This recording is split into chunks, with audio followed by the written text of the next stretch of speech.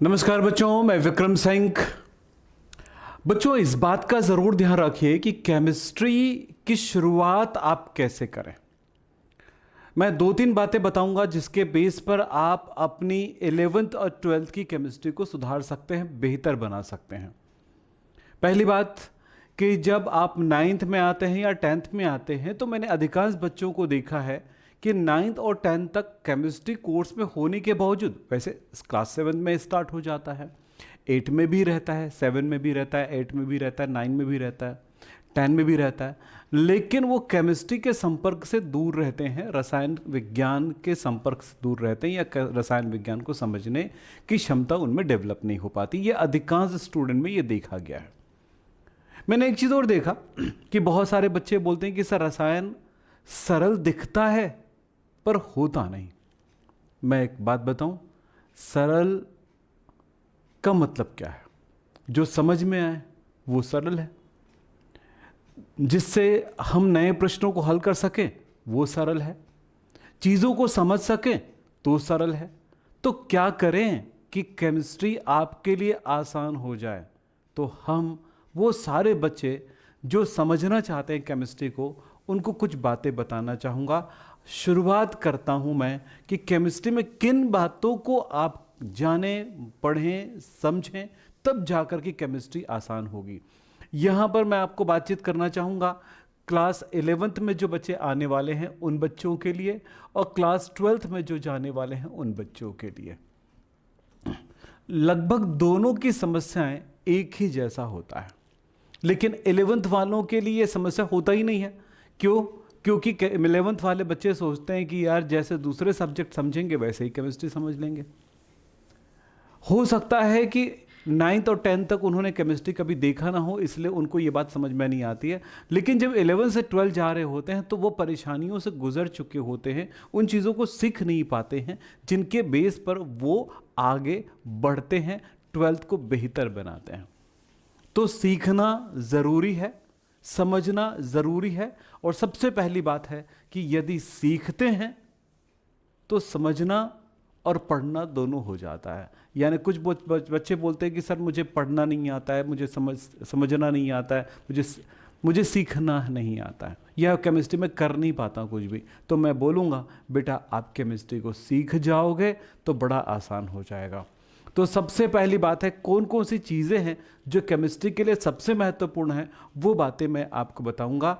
उसके बाद कुछ चीज़ें मैं आपको सिखाऊंगा। उसके बाद ये क्लास के बाद मैं आप सबको एक बात बताना चाहता हूँ, इस चैनल में विशेष तौर पे 2 चैनल हमारा है, एक विक्रम सर हैप केमिस्ट्री और ये एक है प्राइम हैप क्लासेस। 2 चैनल हमारे पास है जिसमें मैं केमिस्ट्री और अलग सब्जेक्ट को लेकर आता हूँ। इस चैनल की शुरुआत करा रहा हूँ। इस चैनल में मैंने काफ़ी समय से क्लास नहीं लिया है, यानी अब आपको बताना चाहता हूँ इस चैनल में मैं केमिस्ट्री की क्लास लूँगा, और वो वाली चैनल जो विक्रम सर हैप केमिस्ट्री चैनल है, ये वाली, उसमें तो रेगुलर चलता ही रहेगा जैसा चल रहा है। उनमें पढ़ाने का तरीका थोड़ा अलग रहेगा, इसमें पढ़ाने का तरीका थोड़ा अलग रहेगा, उसमें समझाने का तरीका थोड़ा अलग रहेगा, इसमें समझाने का तरीका थोड़ा अलग रहेगा। जिसमें जो बात समझ में आए उसमें आप जाकर के पढ़ सकते हैं, समझ सकते हैं।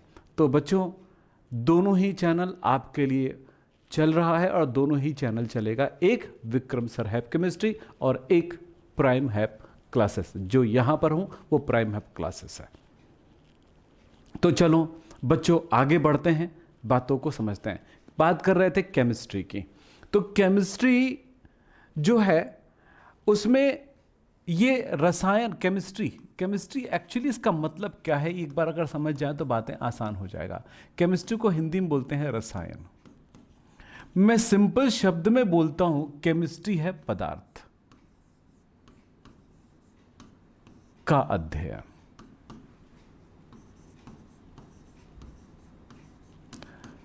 Study of matter. जो भी चीजें आपके आसपास दिखाई दे रहा होगा, जिनको आप छू सकते हैं, जिनको महसूस कर सकते हैं, अपनी इंद्रियों से जान सकते हैं, वो सभी पदार्थ है। जो अपना स्थान घेरता है, जिसमें मास है, द्रव्यमान है, और जिनको अनुभव कर सकते हैं वो पदार्थ है। ये पेन पदार्थ है, प्लास्टिक से बना हुआ है, ये ग्लास कांच, कांच एक पदार्थ है, हवा जिसे मैं महसूस कर पा रहा हूँ पदार्थ है। और उनमें दो ही चीज़ हैं, पदार्थ की दो बातें होती हैं, एक जिसमें द्रव्यमान होता है, जिनको जो स्थान घेरता है, जिनको हम महसूस कर सकते हैं, वही पदार्थ होता है। तो सारी चीज़ें केमिस्ट्री, चाहे आप जमीन की मिट्टी ही उठा लो, चाहे आप दुनिया की किसी भी चीज़ को जिसे आप छू सकते हैं, सब कुछ पदार्थ है बच्चों। अब जब सब कुछ पदार्थ है तो इन्हीं पदार्थों का अध्ययन केमिस्ट्री कहलाता है।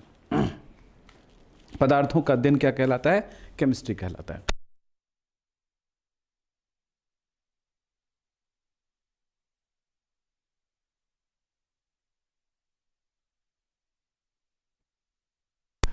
तो आपने समझा पदार्थ का अध्ययन, पदार्थों का अध्ययन क्या कहलाता है? केमिस्ट्री कहलाता है। इस बारे में जानकारी हुई। अब इन्हीं को समझना आसान भी है, कठिन भी है। तो क्या जानना चाहिए बच्चों? एक बात होता है कि पूरी प्रकृति को जानने से पहले कुछ बातों की जानकारी हमारे पास होनी चाहिए। पहली जानकारी यह है कि पदार्थ 3 प्रकार से होते हैं, आपको पता होगा। तत्व, यौगिक और मिश्रण। पहला तत्व है, दूसरा यौगिक है, तीसरा मिश्रण है। तत्व क्या है? जो भी आवर्त सारणी में मिलते हैं सब कुछ तत्व है। आवर्त सारणी में मिलने वाले सारे पदार्थ तत्व है। हम तत्व को परिभाषित करते समय इस बात का जरूर ध्यान रखें कि इसका सिंपल परिभाषा क्या हो सकती है। आवर्त सारणी में देखते हैं बेटा, हाइड्रोजन है, सोडियम है, पोटेशियम है, रुबिडियम है, सीजियम है, नाइट्रोजन है, ऑक्सीजन है, वो सभी पदार्थ तत्व है। अक्सर मेरे पास जब मैंने शुरुआत में अपनी पढ़ाई, हम लोग भी शुरुआत किए भाई एक ज़माने में, तो जब शुरुआत करते थे तो हमें ये समझ में नहीं आता था कि तत्व यौगिक मिश्रण क्या होता है। जैसे बोल दिया भैया नमक, अब मुझे उसका फॉर्मूला पता चल गया है कि NaCl है, तो ये यौगिक है, तत्व है कि वो मिश्रण है। तब याद रखना, जिस पदार्थ में 2 या 2 से अधिक तत्व हो और एक निश्चित अनुपात में है, ये यौगिक होता है। लेकिन दूसरी बात होता है, अगर मैं शक्कर कहूं तो शक्कर का कोई फॉर्मूला है क्या? शक्कर का फॉर्मूला है C12H22O11। तो जिनका भी फॉर्मूला मिलता है वो सभी यौगिक का एग्जाम्पल आएगा। सिंपल समझने का तरीका है, जिनके कोई फॉर्मूले होते हैं वो यौगिक है। जो आवर्त सारणी में होता है, सोडियम आवर्त सारणी में है, ये क्लोरीन आवर्त सारणी में, कार्बन आवर्त सारणी में, ऑक्सीजन, हाइड्रोजन है, ऑक्सीजन है, ये सभी तत्व हैं। परिभाषा करूंगा, लेकिन जिनके कोई निश्चित फॉर्मूले नहीं हो सकते हैं। इसका क्या होता है बेटा? संकेत होता है। इसका क्या होता है? सूत्र होता है, फॉर्मूला होता है। इसका कोई निश्चित फॉर्मूला नहीं होता है, निश्चित सूत्र नहीं। तो ऐसे चीजों को कहा जाता है संकेत है। तो ये कहां पे मिलेगा? जैसे carbon, hydrogen, nitrogen, oxygen, neon, ये सभी चीजें आवर्त सारणी में मिलती हैं।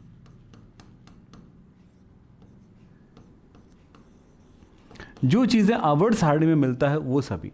लेकिन कोई यौगिक आवर्त सारणी में थोड़ी मिलता है, कोई मिश्रण थोड़े आवर्त सारणी में मिलता है। हम परिभाषित जरूर करेंगे और उन्हीं परिभाषा के आधार पर हम आगे बढ़ते जाएंगे। तो जरा समझें ये क्या है।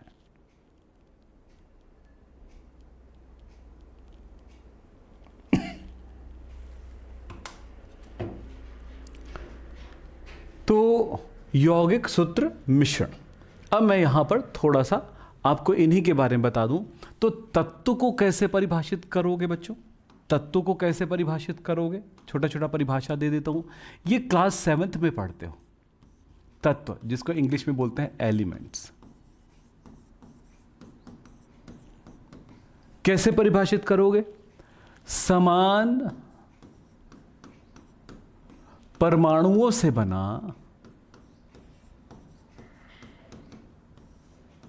से बना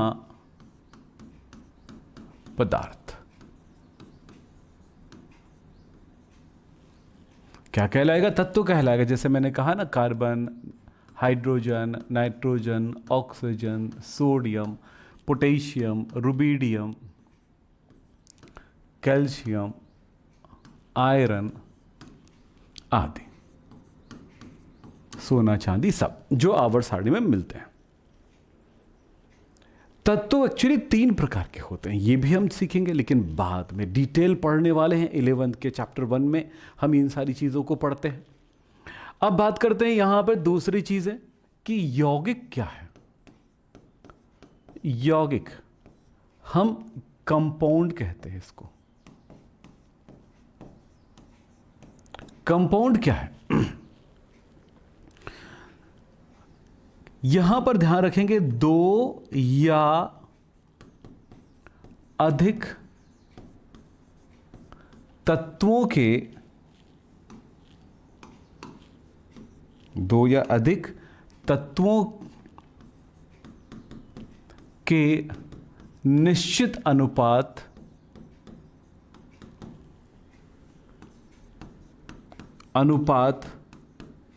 में बना पदार्थ। परिभाषा मिल गया?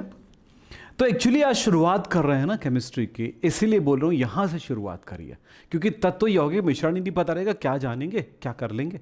तो इसलिए जब भी शुरुआत करते हैं हमेशा 0 से करें, शुरू से करें, बेसिक से करें। तो चलिए, तो 2 या अधिक तत्वों के निश्चित अनुपात से बना पदार्थ क्या कहलाएगा? यौगिक कहलाएगा। इसका एक निश्चित क्या होगा? इसका एक सूत्र होता है।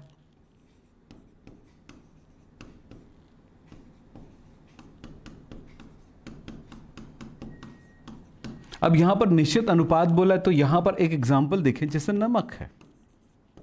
नमक का सूत्र होगा NaCl, जहां पर Na 1 और Cl 1। इसी तरह से calcium chloride,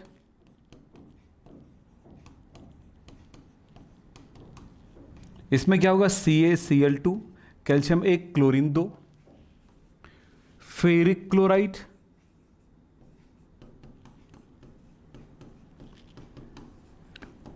FeCl3। Ferrous chloride,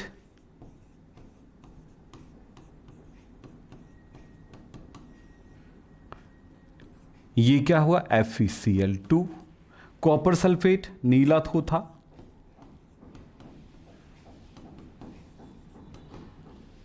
CuSO4।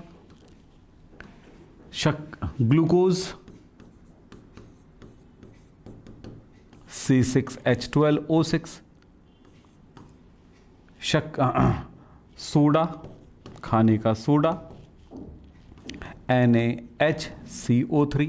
तो जिनके एक निश्चित सूत्र होते हैं, जो विभिन्न तत्वों के परमाणुओं से मिलकर बना होता है, या तत्वों से बना होता है, ये तत्वों के निश्चित अनुपात से बना होता है, ये कहलाता है यौगिक।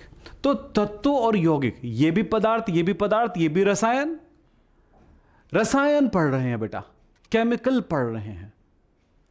तो केमिकल का अध्ययन यानी रसायन का अध्ययन, पदार्थ का अध्ययन ही रसायन कहलाता है, रसायन शास्त्र कहलाता है, और उसे हम केमिस्ट्री कहते हैं। केमिस्ट्री का फुल नेम क्या होगा? रसायन शास्त्र।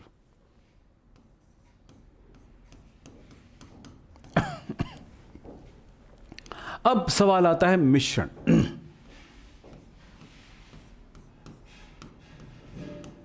मिक्सचर।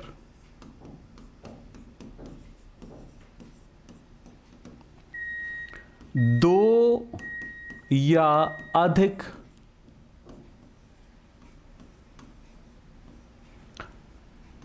तत्वों या यौगिकों,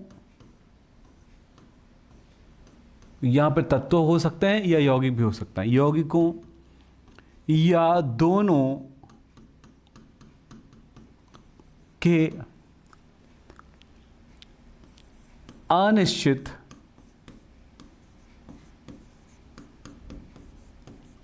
अनुपात में बना पदार्थ।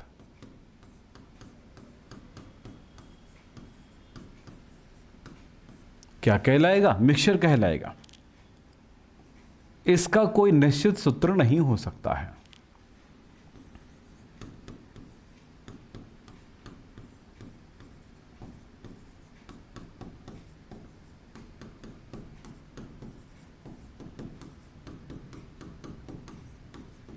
तो ये बात हुई भाई कि केमिस्ट्री में हम एंट्री कर चुके।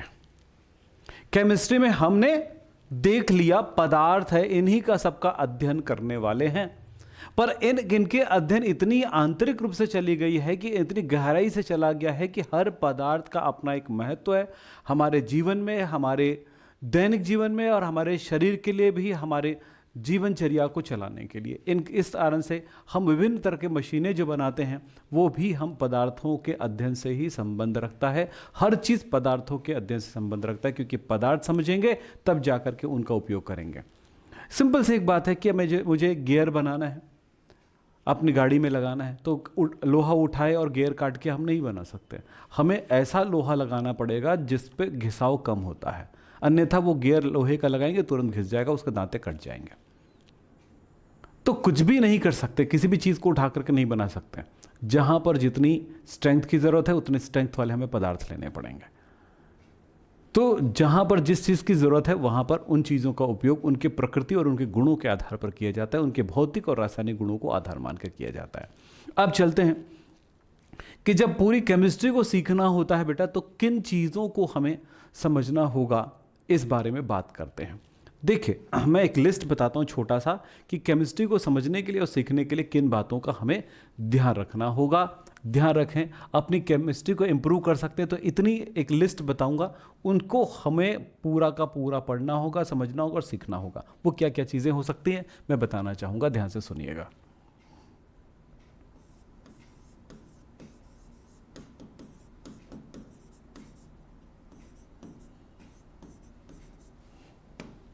केमिस्ट्री सीखने के लिए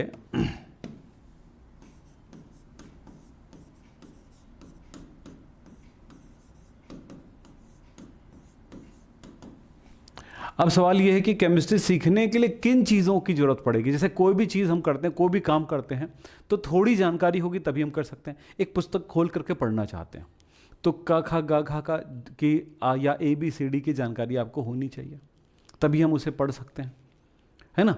या कोई भी काम करते, खाना बनाना है तो हमें ये भी जानकारी होना चाहिए कि कितना ओपन करें गैस, कितना कम करें, ये भी जानकारी एक बेसिक चीज़ है।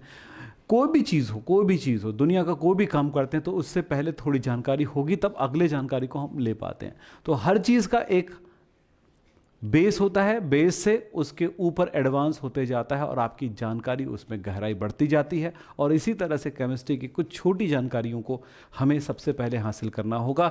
इस बारे में बताना चाहूँगा, मैंने ज़ीरो लेवल बेसिक केमिस्ट्री के नाम से मैंने विक्रम सर हैप केमिस्ट्री में एक प्लेलिस्ट बनाया हुआ है। चाहे आप 11th का चैनल ओपन करो, मेरा नाम टाइप करो, यूट्यूब पे चैनल ओपन करो, जैसे होम में जाओगे तो क्लास 11th क्लास 12th लगा होगा। क्लास 11th को ही क्लिक करोगे तो पहला प्लेलिस्ट आपको ज़ीरो लेवल बेसिक केमिस्ट्री मिलेगा, उसी में पूरा मिल जाएगा। या 12th भी करोगे तो भी सेम प्लेलिस्ट है, तो ये दोनों में इस सेम प्लेलिस्ट को दिया गया है। तो बेसिक तौर पर किन किन जानकारी को होनी ज़रूरी है वो दिया गया है, तो वहाँ से भी आप इस चीज़ को पढ़ सकते हैं, समझ सकते हैं। लेकिन याद रखना, अगर आप सचमुच में पढ़ना चाहते हैं और आगे बढ़ना चाहते हैं तो ये करें। तो चलिए हम आगे बढ़ते हैं।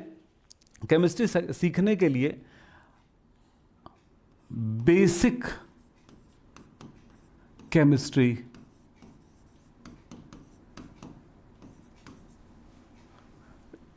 जानना होगा।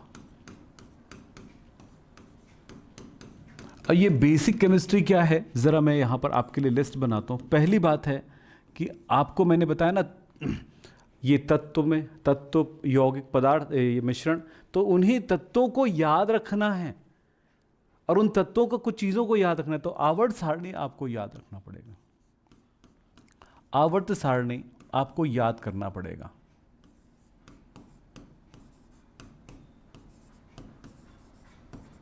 पहला काम तो ये है।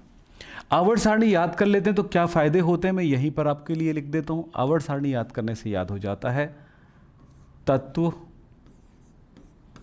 संकेत, ये याद हो जाते हैं। दूसरा याद हो जाता है धातु, उपधातु, कौन सा तत्व धातु है, कौन सा तत्व उपधातु है, कौन सा अधातु है, ये याद हो जाते हैं। तीसरा याद हो जाता है उनका परमाणु क्रमांक। तो कितने फायदे हैं इसके, संयोजकता,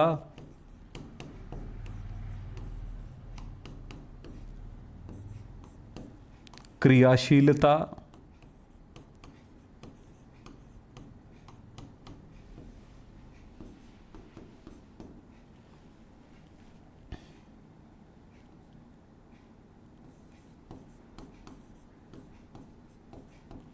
आपस में क्रिया कर यौगिक का निर्माण,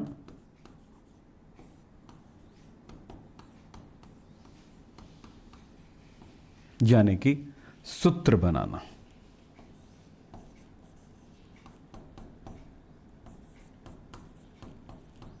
यौगिकों का सूत्र बनाना, ये सब सीखते हैं। और क्या सीखते हैं, आवर्ती गुण। अब कुछ चीजें आपके समझ से बाहर का होगा। आवर्ती गुण, एक तत्व का दूसरे तत्व के साथ गुणों में कुछ क्रमिक परिवर्तन होते हैं, तो उन तत्वों के गुणों की जानकारी हो जाती है। अब यहां एक बात हो गया, आवर्त सारणी याद रखना जरूरी होगा। उसके बाद शुरुआत होगी आपको दूसरा, वो है इलेक्ट्रॉनिक विन्यास।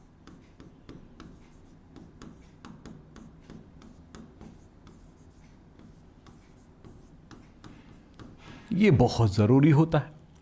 इलेक्ट्रॉनिक विन्यास दो प्रकार का होगा बेटा। एक होता है जैसे परमाणु क्रमांक 11 है, सोडियम का परमाणु क्रमांक 11 है, तो आप ऐसे करते 2 8 1 इलेक्ट्रॉनिक विन्यास लिखते। दूसरा टाइप का होता है 1s2 2s2 2p6 3s1। ये दोनों ही प्रकार के इलेक्ट्रॉनिक विन्यास की जानकारी आपको होनी चाहिए, उसे भी बेसिक तौर पे सीख के रखना होता है पहले से ही। और यही करने से आपकी जो भी टीचर आपको पढ़ाएगा आपको ज़्यादा आसानी से समझ में आने लग जाएगा। तीसरी बात है रासायनिक बंध।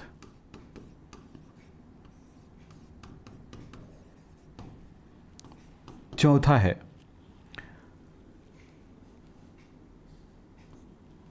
आणविक संरचना।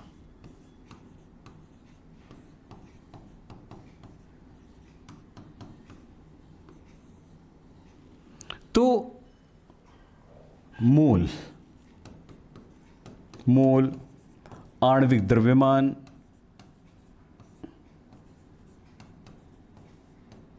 परमाणु द्रव्यमान,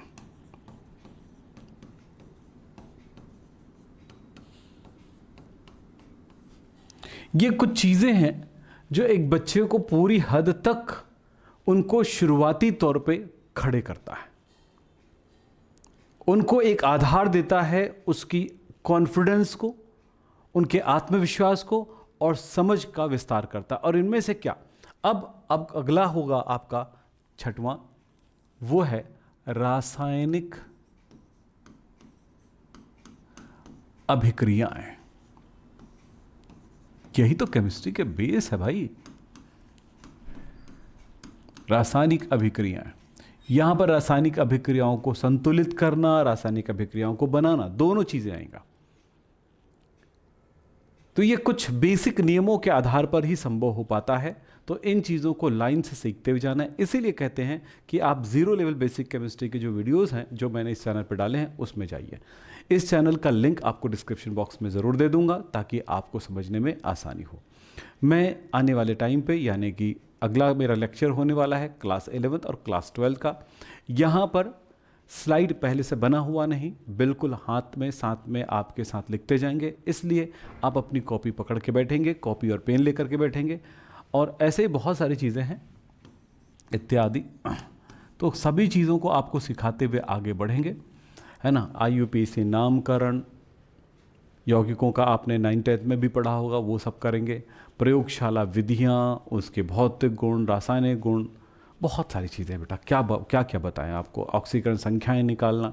तो अब सारी बातों को लेकर के अगर बात करेंगे तो बहुत सारी चीज़ें आपको ना समझ में आए, लेकिन पहली शुरुआत इन दोनों चीज़ों की आपकी हो जाएगी तो आपके लिए बहुत आसान हो जाएगा केमिस्ट्री पढ़ पाना, समझ पाना।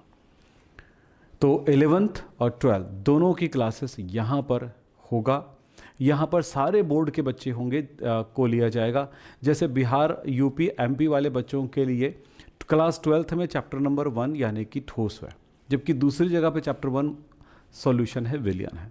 तो यहाँ पर जो पढ़ाएगा चैप्टर 1 जो है ठोस ही पढ़ाया जाएगा, ठोस, है ना। तो इस तरह से दोनों में थोड़ी सी एक अंतर आएगा दोनों की जगह पे पढ़ाने का। तो यहाँ पर हम ठोस अवस्था पढ़ाएंगे सबसे पहले, उसके बाद ही हम विलयन पढ़ाएंगे। तो ये थोड़ा सा अंतर दोनों ही जगहों पर देखने को मिलेगा, दोनों चैनल में। दोनों चैनल सभी जगहों के लिए है, सभी बोर्ड वालों के लिए है, याद रखिएगा। जहाँ पर आपको ज़्यादा अच्छे समझ में आए वहाँ पर आप पढ़िए या दोनों जगह पढ़िए, डबल हेल्प लीजिए। और हाँ, जो बच्चा मेरे साथ पैड में आना चाहते हैं उनके लिए यहाँ पर नंबर है, या किसी तरह से मेरे से बात करना चाहते हैं किसी भी मामले में, तो आप इस नंबर पर मुझे कॉल कर सकते हैं। इन दोनों नंबर पर मुझसे संपर्क कर सकते हैं, व्हाट्सअप कर सकते हैं। दिन में 10:30 बजे से लेकर के शाम को 5:30 बजे तक, संडे ऑफ। बाकी दिन आप सोमवार से लेकर के शनिवार तक कॉल कर सकते हैं। तो आज की बातें यहीं पे समाप्त करते हैं। नमस्कार, धन्यवाद, थैंक यू।